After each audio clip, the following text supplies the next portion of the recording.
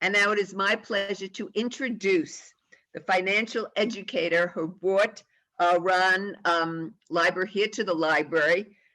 I've been talking to her a little bit today and yesterday. A wonderful person. Her name is Christine Jacks. And as I said, she's a financial educator, and she's also an author of the book, Money in Your 20s. And I've encouraged her to do a program in the spring, and we hope to see her then. So please pay attention to the Chappaqua Library programs, because I'm sure you'll want to see Kristen again. So now it's my pleasure to introduce Kristen Jacks. Thank you. And thank you everyone for joining us, especially Ron Lieber. It is such a treat to have you here. He is the ultimate financial educator. I'm sure a lot of people listening already read your column, the Your Money column, and you are so popular. This idea of you coming here and talking about your new book was so popular. The library kept commenting about how they haven't had this much, people jumping on with Zoom, I think, for a while. So welcome. We're thrilled to have you here. And I'm going to just jump right in with questions, if that's okay. Absolutely. Oh, perfect. So I'm a huge fan, and I actually read your last best-selling book, The Opposite of Spoiled. And in that book, you said you wanted to help parents raise kids who are grounded and smart about money. And it seems like this time with the price you pay for college, that the people that you're trying to keep grounded and smart are the parents, who might really lose their heads in a process that could just vacuum out your wallet. Is that right? Is that why you wrote this book? It's interesting that you put it together that way. First of all, good afternoon to everybody who's live, and hello to everybody who's watching the recording later on. Thank you so much for coming to hear a little bit about what I've been working on. Kristen, it's an interesting parallel. So basically what happened with The Opposite of Spoiled, which came out in 2015, which was all about how and when and why to talk to your kids about money and what to say when you do. I knew that book had to stop at a certain age.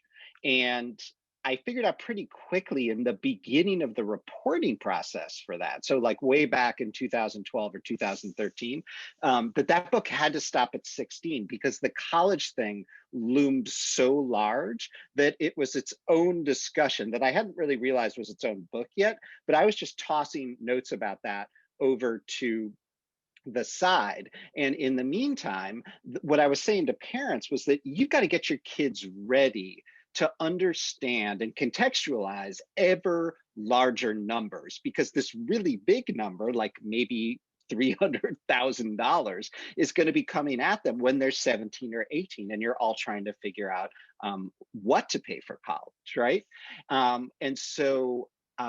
But you're right that the price you pay for college focuses much more on what's going on inside parents' heads and much less than what's going on inside kids' heads. I mean, interestingly, I think The Price You Pay for College is a better read for teenagers than The Opposite of Spoiled was, but I was very much writing for parents with this last book. That's true. Well, thank you. That is wonderful. I'm going to actually show the book. I'm trying to get it on the screen. So it's The Price You Pay for College. And the reason I'm showing it also is this subtitle. I want everyone to see the subtitle is An Entirely New Roadmap for the Biggest Financial Decision Your Family Will Ever Make. And I got to tell you, it was definitely a new roadmap for my family, because I have a junior in high school, and we had, our preconceived notions about the process. And because of our preconceived notions, our family motto was greater state, right? At these prices, $75,000 a year for a private, college, you either get into a great, wow college, or you go to a state school. It could be an out-of-state school, because, I'm in Connecticut, these guys, Chappaqua, New York, it could be like out of state New York, out of state Connecticut, but that's still so much less, out of state, I'm going to just say Chapel Hill. I'm not advocating any college, but that's $51,000 a year versus $75,000 a year. So our motto was greater state, no question, if you don't get into the top schools. And you completely changed my mind by revealing this world of merit aid I knew nothing about. And that would have been such a missed opportunity because I wouldn't have allowed my child to even apply to good but not top 50 private schools. And what you're saying is merit aid is a whole system that people have to understand. Like, you're not going to pay that $75,000 necessarily. Could you just tell us? I mean, it's a game changer. What is merit aid? Sure. So let me start by trying to explain in as few words as possible a completely complex system that more or less did not exist when we were all going in college, and then maybe just give an example about why great or state is misguided. Um, so merit aid is a system of discounting. It's financial aid that has nothing to do with how much you earn or how much you have. So back when I was on financial aid at Amherst College between 1989 and 1993, it was need-based aid. And that need-based system still exists. It's got its own set of railroad tracks over here. But starting around 1995 or so, there was some of it going on earlier and a whole bunch more going on later. A different branch, a different set of railroad tracks kind of branched off that became known as merit aid. And the big idea originally was this: schools, private colleges in particular, and universities that were less selective than nearby schools that they wish that they could compete with started to try to, in effect, buy really good students away from schools kind of a next tier up in selectivity. So imagine you're Ohio Wesleyan University in Ohio, and you really want to be spoken of in the same breath as Denison, or if you're really, reaching for the stars, you want to be discussed in the same breath as Kenyon, right? So if you're Ohio Wesleyan, what you decide to do at that moment is you start buying names of people in relatively affluent zip codes who have better SAT scores than 90% of your current students. You issue them an application waiver. You urge them to apply. You say that there'll probably be discounts for you if you get in. And when they get in, you send them $5,000 or $10,000 in merit aid, which is basically just a renamed academic scholarship, right? So what happens then is that the parents feel like they've gotten a pat on the head for having raised a meritorious kid. The kid feels great because this money has sort of appeared out of the sky. And the school gets a much better than average collection of new students. Those higher than before SAT scores and GPA gets reported to the US News of the world. That school then climbs a little bit in the rankings. And then hopefully, if you're that school, that climb in the rankings causes a bunch of other new kids to apply who maybe don't need a bribe. Sorry, not a bribe. Sorry, I didn't say that. Who don't need merit aid, right? Who don't need what is effectively a coupon to get them to come. It worked so well that within the space of just a couple of decades, pretty much every private college and university in America does this, with the exception of the top 40 or so most selective schools. Moreover, it has bled over into public universities. So there is a whole bunch of public universities now that do this as well. So let's talk about the real world here, right? And great versus state, right? You mentioned in your preamble that out of state might be considered an acceptable state institution too. Well, go take a look at what goes on at the University of Colorado at Boulder, which has raised its out-of-state rates to the sky because they know that there are a bunch of affluent kids from the Northeast and elsewhere who really want to come to Boulder and ski away their days, when they're not drinking. I mean, let's just be real, right? And so they charge a whole lot of money and give away very little merit aid, right? So that state, quote unquote, state school probably cost your family $50,000, $55,000, $60,000, $65,000. If your kid wants to go to Kenyon College, right? One of the very best small liberal arts colleges in America that offers some merit aid, that price might get discounted due to the merit aid, below the cost of what UC Boulder, a state school, would cost for an out-of-state student. So it all gets very confusing very quickly when the list price may not mean much. And that's because of merit aid. And merit aid has nothing to do with what you have and what you earn, and much more to do with who you are and what you've done. And it's not a transparent process at all. We're starting to get questions in the chat, and I just want to reassure people there's going to be plenty of time to address these questions in the chat. You know, but like once people know about merit aid, they go like, okay, well, where's the list of the top 30 colleges that grant the merit aid, and what did they do? And you know, you sort of say, oh no, that's why, you know, like at these prices we deserve more information, but we don't have more information. I wish it was like that, right? So the natural question that falls out of this is, all right, how do I go and get me some, right? It's like, where's my merit aid?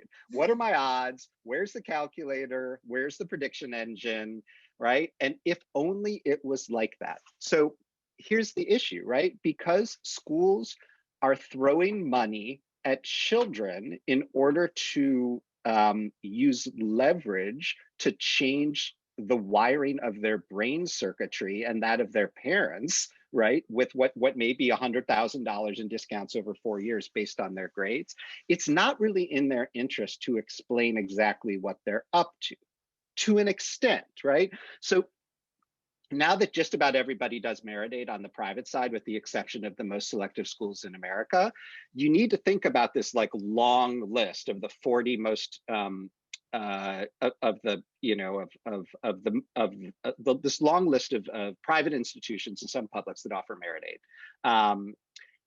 You need to think about them as existing in their own separate market segment. So like up here at the top, there's it's a tiny number of pretty selective schools that still do some merit aid to buy kids away from the Ivy League, right? So Duke University uses merit aid for a couple of dozen students each year to effectively buy them away from Harvard. University of Chicago, I believe, still does the same thing. Tulane, as many of you know, does all sorts of merit aid, but for a handful of students each year, will buy them away from the Ivy League with a full ride. USC does the same thing, right? So you've got Duke offering merit aid at like sort of the tippy top of this list. Then you've got the USCs and the Tulanes of the world throwing around full rides kind of in the next segment. Also in that segment, you have some outstanding small liberal arts colleges, Kenyon, Macalester, Occidental, Grinnell, which has a ton of money, places like that are regularly throwing $20,000, $25,000 a year at very affluent students who are above average. You go the next tier down, and you're all of a sudden you're at schools where less than 10% of families are actually paying full price, and the people who are paying full price don't know that they're among a very small select group of people who don't know that they could be getting a better deal. And again, not in the school's interest for people to know that this is going on. Now, once you get down even further, you get to schools like Lake Forest College in Lake Forest, Illinois, or Wabash College in Indiana. And there they actually post the grid. Like they're long past the point where they can keep any secrets because their market position has weakened so much. And so they've got this super expensive list price that only, a handful of international or families or truly desperate ones pay. And then they've got this grid that just says, GPA over here, SAT, ACT over here, and you just sort of cross-reference like where your kid falls, and that's the discount you'll get if your kid gets in, really when your kid gets in, because those schools take 70, 75, 85% of their applicants. So there's varying levels of transparency, but like up here at the most selective schools that do offer merit aid, it can be very difficult to figure out what your kid might get. And so we're in the system where the price tag could be $300,000 or it could be $200,000, but you don't even get to find out until your kid has applied, been accepted, got the award letter, and you're done negotiating if you choose to do that, right? So I wish it was simpler. And people are like confused and sometimes infuriated when I'm done explaining it or when they're done reading my book. And if it was any different, I would not have had to write the freaking book. It's so true. I mean, I thought to myself, there's no way we'll be that family that applies to 15 colleges. But because merit aid isn't totally transparent and predictable, you're like, well, I'm kind of trolling for merit aid, you know. Like if my kid gets into her dream, dream school, which happens to be Duke, and she's not going to be one of those people who gets lured away from the Ivies, then okay, you just pay what you pay. But beyond that, if she doesn't get in there, and then there's all this opportunity to maybe go to a really, really good, excellent school. You talk about these excellent schools, especially the smaller ones where the professors really spend time with you, and they're all these, and you meet the most wonderful people you're ever going to meet in your life, and all these great things. It's like I'm almost trolling through that process. Parents are just not, reading your book, they're going to be pointed in the right direction, I think, and they're going to learn how to play the game. But there's no easy answer to where, exactly how to get the merit aid. Is that right? I wish it was, I really wish it was simpler. And I mean, let me just give you a sense of just how bad things are. Things are so bad, so unpredictable, so opaque in this realm that a large handful of for-profit entities have stepped in to try to make it clearer to people. These are companies that most of you have probably never heard of, like Edmit, EDMIT, or Tuition Fit out of Davenport, Iowa, that was started by a former insider who was disgusted by all of this. A company called Merit More out of New York City, also started by a parent who went through the process and was disgusted by how opaque things are. There's a service that Debbie Schwartz, who runs the absolutely essential Paying for College 101 Facebook group, there's a service that she runs on the side that does a sort of, merit aid list generating, sort of prediction service. And, we can talk some about the granular data that these startups either use, extract from the schools in somewhat complicated ways, or kind of crowdsource to make their predictions. But there's nothing foolproof here. Now, those of you who have applied for need-based aid may be wondering, wait a second, isn't there this net price calculator that every school has that I fill out that gives me an estimate of how much need-based aid I might be offered? Yes, and part of what the world needs, but it doesn't have, is a net price calculator that predicts merit aid in addition to need-based aid. But again, it's not in these schools' competitive interest to offer that. Now, there may be even more of you, or there may be a smaller number of you who are like, wait a second, it's some of the schools, but only some, where I filled out the net price calculator, it asked me for information about my kid's SAT score or GPA. What's up with that? Well, it turns out that a few schools will use the net price calculator to attempt to predict both the merit aid offer and the need-based offer. But this is often not labeled, it's often not clear, and generally you have to go through the entire laborious process of entering all of your financial data bit by bit into each of these calculators individually before you even know how they work. Which is why there are four for-profit companies who have entered the market to try and make this easier. None of this should be necessary. It's a shame and an embarrassment, but that is what we've come to. Well, that's a great segue into my next question. You write about how this whole process you're sort of hijacked by feelings, very uncomfortable feelings, sometimes, very often fear, guilt. You're like, can you talk a little bit about what your book has to say about the feelings you're going to experience and what to do about them? Sure. So, I've been surprised. I mean, I've gotten over it, but in the first couple of days, and for people in the media who got advance copies of the book, I was somewhat surprised that so many of them had an angry reaction to the book, not at me. They were just raging that a system like this could have come into existence that requires so much work and 313 pages of whatever it is of labor on my part. And to the extent that I've been taken in by it all, my reaction to it was not rage so much as it was fascination and a determination to help people beat the system. right? If I do anything in life, and at the New York Times in my day job in particular, my beat there, my area of coverage, my beat is beating the system, right? Now, I would also like to blow it up.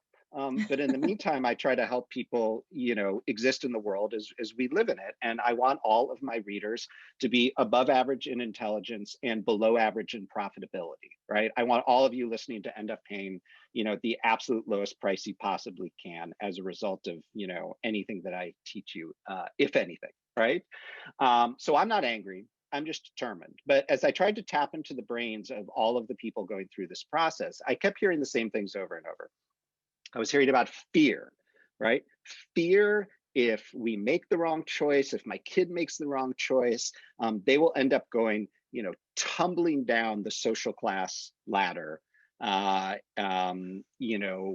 several rungs from where our family has like climbed and clambered for years or decades or generations to get to the point where we can afford, the real estate that's serviced by the Chappaqua Library, right? It's fear of falling. It's fear of falling, and it's real. And I'm not making fun of it. I think it's right to feel this fear. There's really good, solid economic data out of Harvard that suggests that 50% of the people born in the 80s are not going to do as well economically as their parents did. Now, if you're privileged enough to live in Park Slope, Brooklyn, and to work at the New York Times, or to live in and around the area serviced by the library, chances are your odds are going to be better because you're going to be inheriting a lot of privilege and a lot of connections and maybe a lot of money at some point. But still, it's reasonable to fear. This is I'm not making fun of anybody. The fear is real. Then there's guilt. Guilt that I don't earn enough so that we can make this decision without thinking about money. Guilt that I have not saved enough. Guilt that I am unwilling to borrow to finance any and all of this. Guilt that I'm not doing for my kids what my parents were able to do for me. Or just guilt if, speaking again of greater state, right? I'm not making any judgments about your ability to pay, Kristen, right? But if your ability to pay does not match your willingness to pay, kids will sniff that out and they'll like swim into that gap between your ability to pay and your willingness to pay and make you feel really guilty about it, right? It's like you're not willing to. You've You're met not my willing daughter, to. okay? Yeah, you're not willing to pay this up is for the thing that they want, right? Yeah. So there are about 1,000 ways to send ourselves on a variety of itineraries on these guilt trips, and I'm trying to pull people back. And then there's snobbery and elitism, right?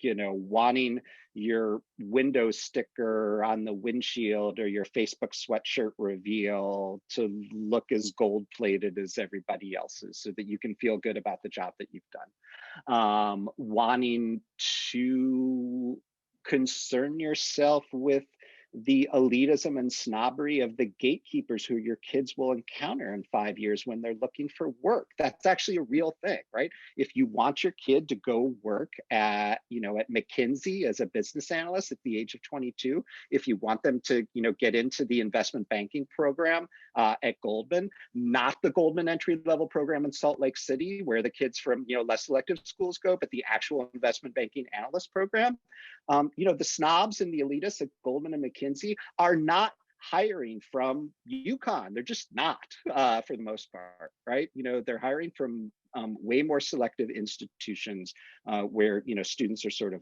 a known quantity. And so, maybe you do want to pay up extra for those, if you define them as great and they're not state, right? And so these are all of the things that swirl around. And if nothing else, I really want people to have emotionally honest conversations with themselves about, say, sorry to pick on you, Kristen, but you said it, right?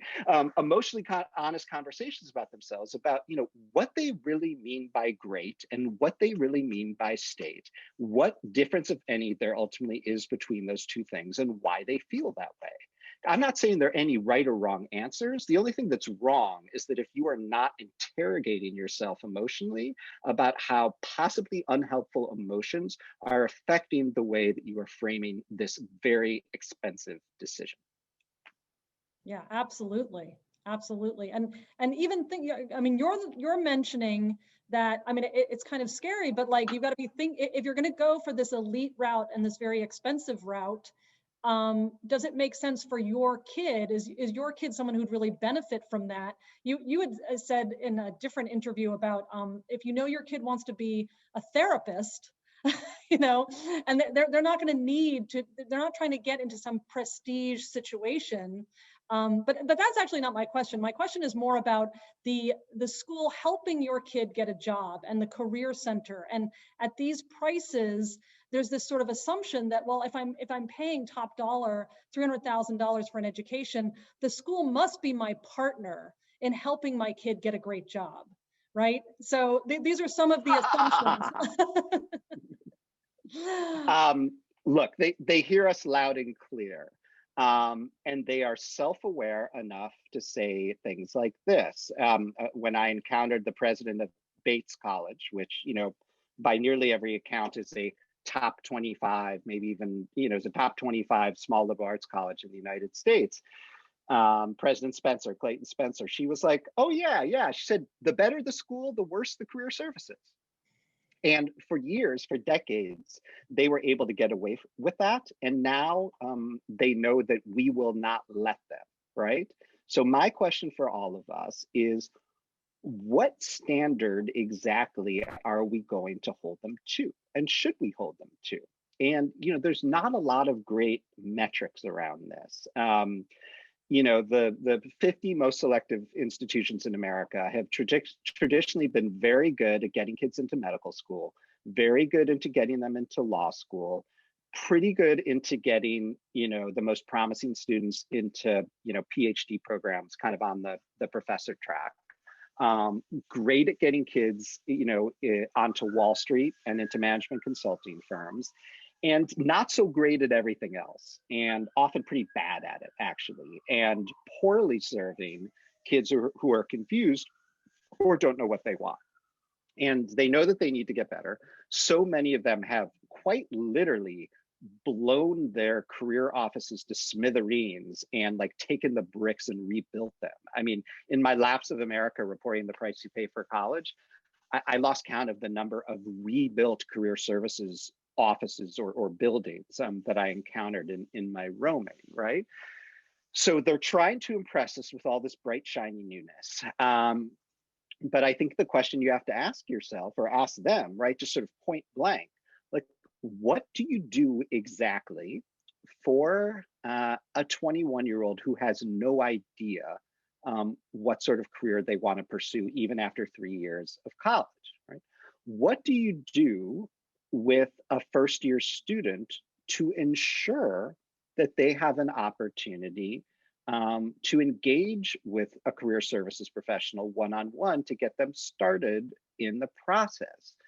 Do you guarantee that every student will have an opportunity to get an internship? What do you do for the students and the families that are fresh out of money to make sure that they have funding to go do an internship that may not be able to afford to pay? Or are you focused enough on equity that you ban for-profit entities from campus from recruiting for internships that they will not pay for, since that's classist, right? So you start asking some pointed questions like this, and pretty soon these places are on notice. They're producing better data, right? If your kid is interested in a liberal arts degree, that's great. You should be able to go to a career office and say, I'd like to see a list of what happened to all 14 religion majors from the class of 2019.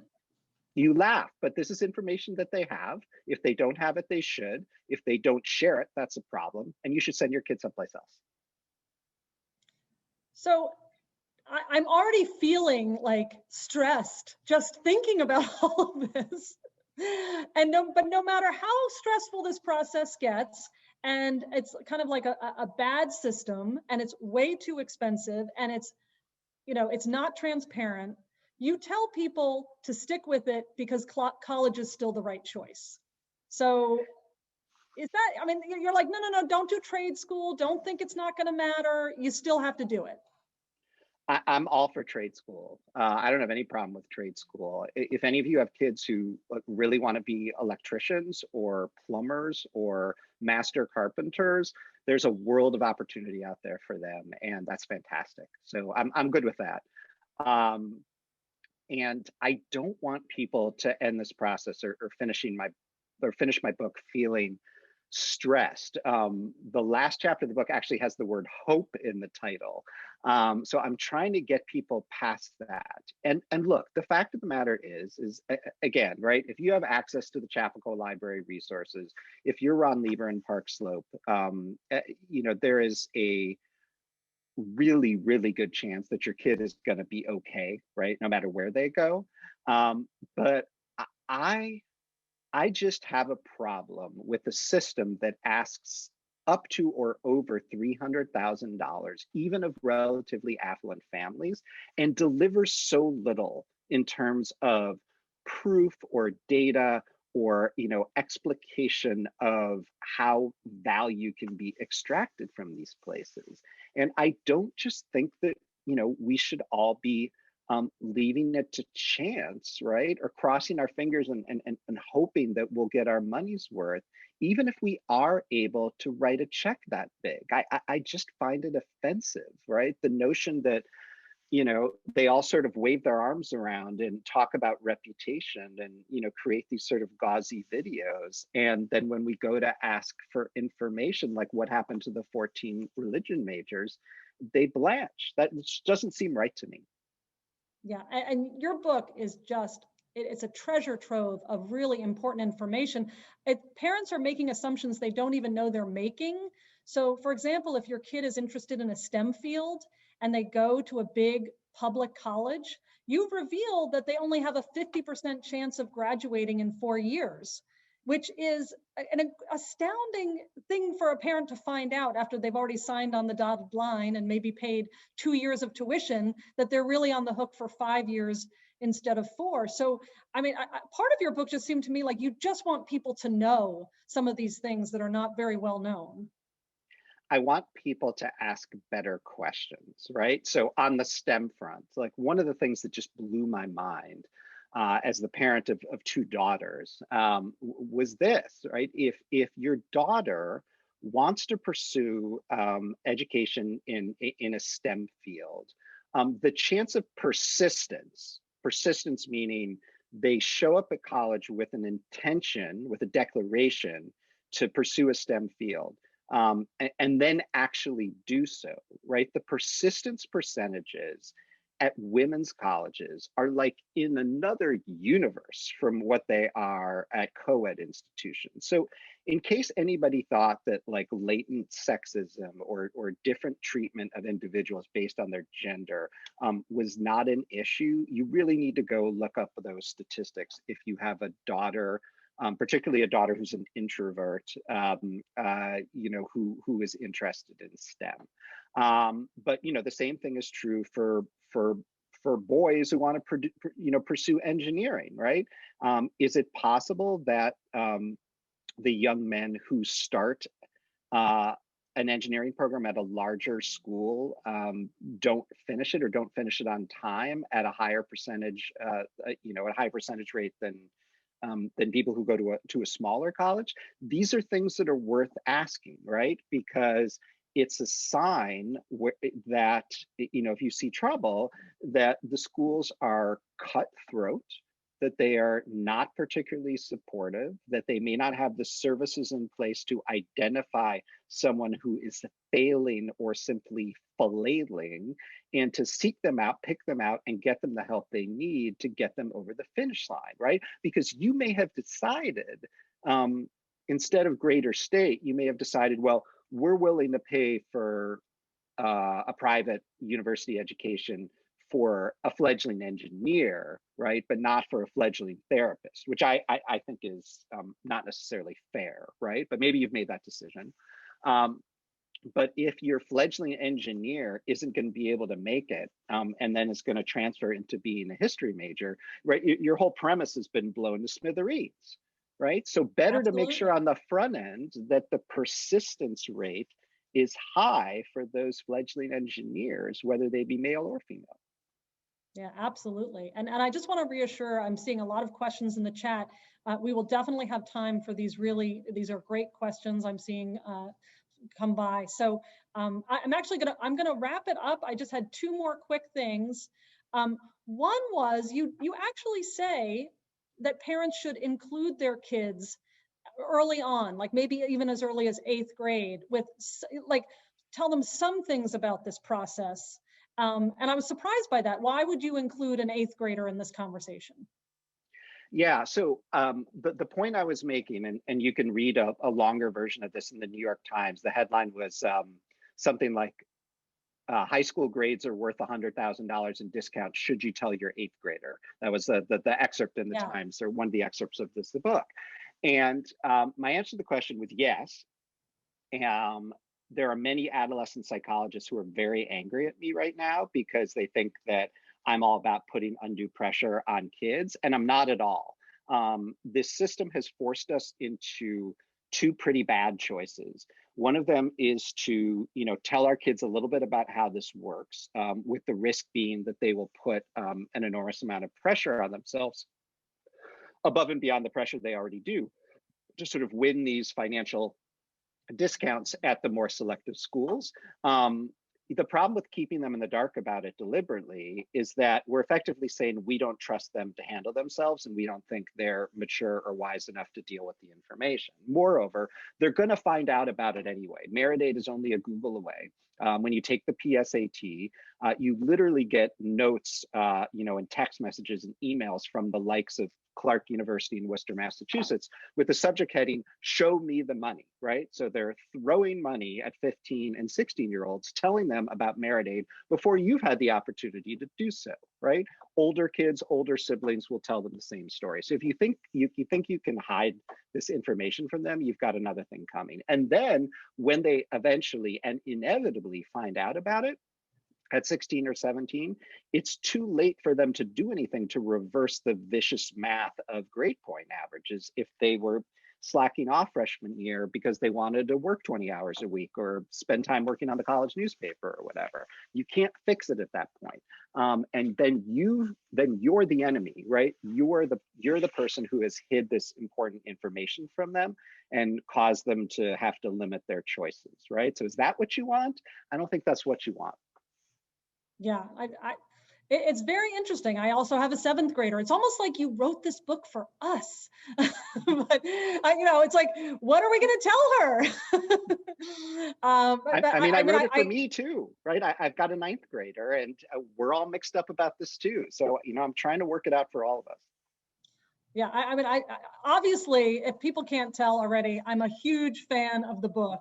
And by the way, $26 is not much to pay if you're going to save 100,000, in my humble opinion. So last question from me, and then we're going to turn it over. We're seeing just great questions kind of fly by on the chat. But even after all of this, you do end your book on this note of hope. And you get kind of sort of sentimental about how great college is. So is that the thing? It's like, it's hopeful because the end is good. I am sentimental about college. I'm jealous that my daughter's going to get to do this thing, and I'm not going to have an opportunity to do it again. Every place I went, I sort of smelled the promise and possibility in the air. I just don't want anybody to regret the decisions, or the spending decisions and the borrowing decisions in particular that they have made. Right. And so, armed with better information, we can feel more confidence about the decisions that we're making. That's all. I'm seeing 14 things in the chat. We have, well, at a minimum, we've got 18 minutes left. Should we try and nail every one of those? And I will not talk for more than 60 seconds in answering each question. Wow, absolutely. I don't know if you want to go in order or start with my favorite. Let's start with your favorite and then go in order so we don't miss any. Because this I think is really, once you're getting into the strategy, isn't applying early decision, a terrible idea, because you've tilted your hand, you showed your cards. What is that? You're telling them, I'll definitely come, so don't bother giving me more money. The answer to that question is a strong maybe. And it depends on whether the institution is, rich with money and therefore doesn't offer any merit aid, and therefore it, is presumably likely to give you the same amount of need-based aid in the ED round that it is in the regular round. Then you can feel reasonably good about it, but then you're also in theory constraining yourself. With selective merit aid schools like Oberlin, Kenyon, Grinnell, I'd be very wary of this, because if you're in their shoes, why should you use your merit aid budget for people who've raised their hand and said, I'm coming no matter what? Now, something to keep in mind, merit aid, early decision is not binding. Let me repeat that. Early decision is not binding. If you can't afford the offer that the school has made to you, you can walk away. Don't let your high school counselor tell you any differently. All right, let's go to the next one. Wow. Okay, good to know. What is the difference between federal subsidized direct loan and unsubsidized? The difference is that with subsidized loans, the federal government pays the interest while your kid is in school. People often don't realize that interest begins to accrue immediately the moment that you take out that first loan. So subsidized means the government covers the interest while you're in school. Subsidized means that they don't, and there'll be more interest sitting there in the balance when you start to repay the loan 6 months after you get out. Now, nothing is stopping you from starting the repayment process while you are in school, but that's just one more check that you have to write if you're going to do that. Yeah, that's great. So we kind of touched on this. Where can the list of merit aid universities be found? Like, where's my go-to? We just don't have it. We talked about it. Yeah. I wish it was better. You should, I would say, mess around with the US News list and do some, sorting and checking out over there. I would say, take a look at these startups, Admit, Meritmore, Tuition Fit, and the service that Debbie Schwartz offers on the webpage, whose URL I can't recall, but it's associated with her Paying for College 101 Facebook group. Some of those require money, but some of them have like a tier of free services. And so, I'd sort of start there. That's great. This one says, what about the top schools that don't offer merit aid? Any way to get any discounts there? The only discounts at the schools that don't offer merit aid is through need-based aid. And so there you have to be eligible, fill out the FAFSA.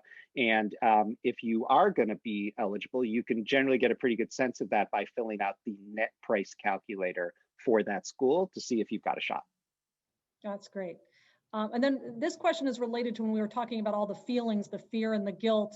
It's also a comment. There is also the opposite, kids that feel guilt and will choose the discounted college over their dream school based solely on the economic basis.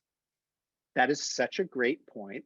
I have not thought that one through well enough. And I'm going to think for the paperback about what, if anything, we should be telling a kid like that who, as a parent, we want to actually encourage to make the more expensive choice because we think it might be best for them and are willing to make that sacrifice. If you are that parent who asked that question and you happen to be in that situation personally, will you please reach out to me via my website at ronlieber.com, hit the contact button and send me an email. I'm happy to keep your situation anonymous, but that feels like a question of first impression to me. And I'd like to figure out how to incorporate it into the paperback of the book. So I'd like to hear your story if that's the situation you're in. So this next question is kind of long, and I'm trying to get a sense of whether it's a statement or a question, but it says, higher ed is a business, more overtly so now. As tuition increases, colleges must deliver more, i.e. career services. The problem is one of timing. Families must pay first and schools deliver later, which is sort of a credit risk. Does anyone rank career services in the same way as schools are ranked? Fantastic point. I agree with all of it. The answer to your question is mostly no. The schools all run surveys of recent graduates in order to generate what's known as, it's variously known, but it's often known as the placement rate. So, 97% of students 6 months after graduation were either in a fellowship in grad school or, quote unquote, gainfully employed. There are about 100 different ways to game that number, and not every school gets the same percentage of people responding, and sometimes the people responding are the ones who are in the best shape. But that's kind of about how all we've got. There's something called the college scorecard that the federal government runs, which does have data on salary, but we do not have anywhere near as much data as we should about overall customer satisfaction, up to and including granular data about satisfaction on career services. It's just not tracked. There's an outfit called the Alumni Factor that put out a really interesting book, albeit back in 2014, that contained a whole bunch of customer satisfaction data. I still look at it all the time. I keep hoping they will update it, and they keep saying that they're about to. Hasn't happened yet. I hope it will. Wow, that's great. Please clarify your point about persistence in STEM programs in women's colleges. Are you saying that the students have better success completing those programs in 4 years? I think we're mixing up, Yeah. So there's a couple of factors here, right? There's the question of how long does it take to get a degree? And at four-year institutions, particularly the more selective women's colleges, very few people take longer than 4 years. At public universities, much more of a question of whether people are going to, take 5 years or longer to finish a degree. So there's the how long will it take question, and then there's the can I hack it in the major? Is the support going to be there? Or am I going to have to switch to a different major because like the STEM major that I started isn't working out for me? So those are the two different questions. And when I'm talking about women's colleges, I'm talking more about the second one, right? Do the people who show up as biology majors, intending to be biology majors, actually end up as biology majors? And the answer to that question is way more often at a women's college than pretty much anywhere else for females. That's great. Okay, I think this is our last question, unless people want to do, we can go till 5 o'clock. So if people have a question, you should put it in the chat now. But otherwise, this is our last question. What do you advise for a senior awaiting results in the next month from pending applications to consider at this later stage in the process? Take a deep breath. Take a deep breath. Wait for all the offers to come in. Don't panic. If money is not no option, right? If money is a factor, very calmly take all of your award letters, right? Put them in a pile, make yourself a spreadsheet. The most important number to keep in mind is what is the bottom line price, right? The colleges are trying to confuse you with all sorts of different names for their presidential scholarships, which they're not telling you is like going to 60% of the people who are getting offers of admission, right? So like, don't be swayed by fancy names. There are actual academic studies that somehow the college is allowed to come into existence, done by some of their own scholars, saying that people are swayed in all sorts of ways by the name scholarships. Don't look, don't look at the names. Look at the bottom line price. And then, compare the bottom line prices based on your desire to go to a particular institution. Narrow it down to a couple of finalists. Try and go see these places if you can. I get that there are public health concerns. I get that there are closed campuses, but read the college newspaper online. Find the professor in the department in the topic that your kid is most interested in, and write that person a note and invite yourself into their inbox and see if they'll talk to you if that's something your kid would be interested in doing. Do more research, and the point at which you've decided what is worth paying for, or you've got it down to 2 finalists, go back to those schools, and if your financial circumstances have changed, go to the financial aid office and let them know. And see if they'll give you more money on the need-based side. If it's a merit aid offer, go to the admissions office, because that's the office that generates generates the merit aid offers, go to the admissions office and say, hey, would really like to come here. This other school that you compete with directly has a lower bottom line price, and be very humble about it, right? So we feel like we might have made a mistake in our application to your school. Could we just check this over and see if maybe we did something wrong that caused us to, get a different quote from you that's higher than the school over here? Because we'd really like to come to your school. And oh, by the way, right now that it's 3 or 4 months since the applications were sent in, let my child, tell you a little bit more about the things that they've accomplished in the last 3 months that are meritorious. I mean, don't say that last part, right? But this is an opportunity to just say, hey, I just want to prove to you one more time with the stuff that you don't know about, that I'm a striver here, right? I'm gonna help make your campus come alive. And I see at least 2 more questions that have popped up, right, Kristen? Oh yeah, and they're really great questions. And I think we can get to all of them. What impact does a student's ability to play a Division I sport have on this process? Well, so I thought that was going someplace exceedingly clever. I thought the end of that question was going to be, what extent to my student's ability to play a D1 sport have on the D3 admissions process? That to me is a super interesting question, but that's not the question you were asking. And so it is entirely possible to wildly overstate the amount of money that is available for D1 athletes.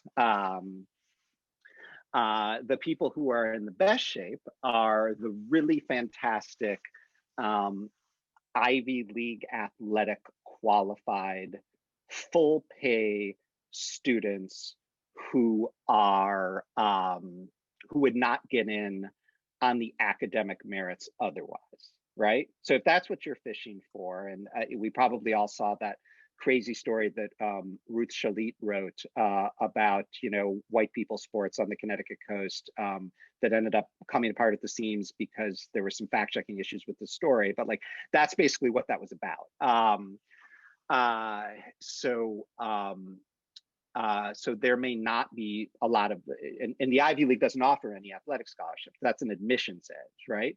The problem with D1 athletics is that unless you're a complete superstar, you don't get to dictate who's going to offer you the biggest discount from a D1 program, right? So if money is what matters to you the most, as opposed to gaining an admissions edge, then you have less leverage. But what you're really concerned about is the very best education, and money is less of an object. If you're D1 qualified, you can use that to get yourself into a much better D3 school than you might otherwise, and maybe get an amazing education, even if there aren't athletic scholarships available at the D3 level. So that's kind of a convoluted answer, but since I wasn't quite sure what you were aiming for with the question, that's kind of my best take. Well, also the way you answer these, it's like you're playing a chess game. So you're kind of seeing how the different moves could play out. And I think that's really what we're getting at here. It's complicated, but if you play the game right, you'll find some opportunities. Yeah, it's a chess game in 3 dimensions, frankly. And I want to thank Maggie, who, if you're not looking at the chat, if you're out there and you're not looking at the chat, Maggie has put in all of these URLs of the places that Ron has been mentioning. So if you know how to use snipping tool or anything, you can just kind of capture that and not have to wonder, oh, what did he say? So the next question, what is the likelihood of negotiation on tuition? So the likelihood of negotiation on a financial aid package, which is separate from tuition, is high. Strike the word negotiation from your vocabulary. Forget that I even parroted it back to you, because the schools really don't like the idea that any of this is negotiable. And often they will say point blank on their websites that we don't negotiate. So here's what they do. These are semantic games they're playing here. Anybody can go to a financial aid office, as we discussed before, and file, a formal appeal. And what you're doing is that, and these are the magic words, you're saying, we as a family have experienced a change in circumstances since we filed our financial aid application, and we are asking for the financial aid officer in question to use professional judgment to reassess our application. So what you describe as negotiation, they describe as coming forward with a change in circumstances and asking for professional judgment. On the merit aid side, it's more likely to feel like a negotiation, but again, the admissions officers don't want to feel like they are used car salespeople, and you should not treat them that way if you expect them to, sort of meet you halfway. Several years ago, I went to, a couple of dozen schools, and I said, what are your success rates for people who appeal financial aid packages? Do you keep track? How does it work? And some schools had data and some didn't. But there wasn't a single school that said that, less than a third of appeals succeeded in at least getting some improvement in their package. And for some of them, it was like 50%, 60%, 70%. Basically, the bottom line is you'd be foolish not to ask. And the worst thing that'll happen is that they'll say no. Just ask the right way. Don't ask the right way. We don't negotiate, come back. Yeah. Is merit money driven primarily by GPA and SAT, or do extracurriculars matter? It depends. It's not always easy to find out. It's not in the school's interest to tell you.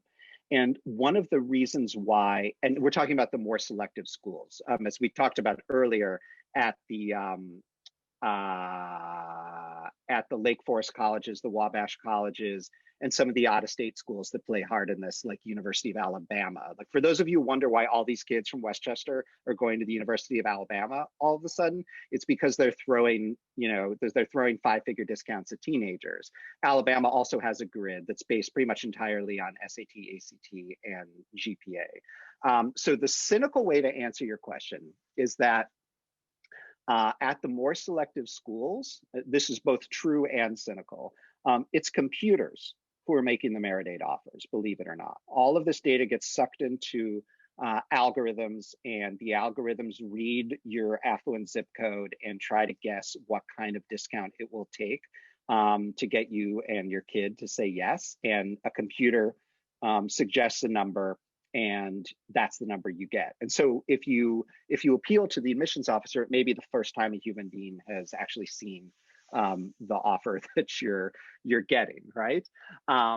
Now, at some schools, they will create a numerical score for your kid that's separate and apart from the test score ranking and the GPA ranking, and that'll get fed into the algorithm. And at other schools, especially ones that offer more kind of exalted merit aid packages that only go to a small number of kids, the entire process is done by hand. It's not easy ahead of time to know what it is that you're dealing with. Moreover, one of the semi-legitimate reasons that merit aid can't be predicted with a calculator or a computer is that every year schools change what their needs are, right? So if a school is feeling like it's having a diversity issue, and you can define diversity in about 20 different ways. If the school is short on oboe players all of a sudden, or there's not enough people of faith on campus, a school may decide in any given year to devote a disproportionate amount of its merit aid resources, its discounting budget, to people who are, really good at playing a brass instrument, right? Or it's somebody who believes in God way more than like the other 90% of the people who've applied. And you can't always tell that in advance, and it's certainly not in the school's interest to tell you what's going on. So, don't take this stuff personally necessarily, but by all means, go back and ask for more because it can't hurt to try. That's great. So I suspect that if we found out the most selective colleges needed more faith-based kids, you'd have a lot more kids going back to Sunday school, right? And a lot more essays about God. And frankly, if you want to stand out, write an essay about God. I don't think that many people do that. I run a writing competition at the New York Times every year where I encourage people to send me college application essays that their kids wrote about money or work or social class. Or I encourage the teenagers to send them in. Actually, I don't accept them from the parents. You know, and I take 500 of them and I read them all, and then we publish 4 or 5 each year. And you know, not a lot of people write about that. And my guess is that there's even fewer people who write about their personal relationship with God. And you know, it's a strategy. If you have a personal relationship with God or none whatsoever, and you feel strongly about it, you can write compellingly about it, do it. If I say it's a Hail Mary strategy, are you going to leave the meeting? Oh gosh. Okay, seriously, we've taken up a lot of your time. We've gone past the hour. We only have 2 more questions, and then All right, we're going to let's have to wrap it up.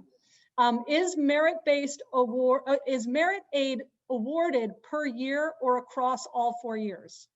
Great question. Generally, all 4 years, right? You want to ask questions about, is it guaranteed for all 4 years? Usually it is, as long as you don't get bad grades or do something else dumb. It generally does not go up each year, you know, on an inflation adjusted basis, right? It's you know, the same across the board.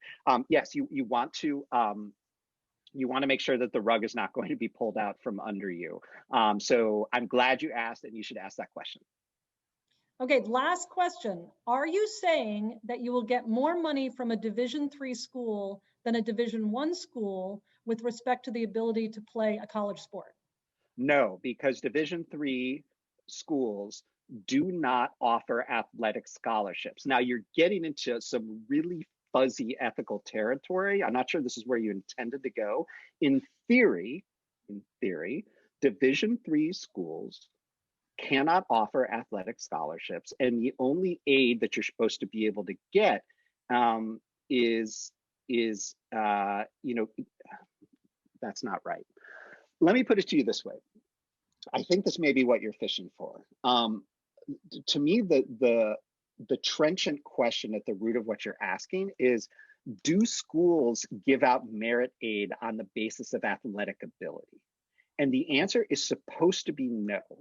Now, that said, merit aid, you know, lots of merit aid gets awarded on the basis of leadership skills.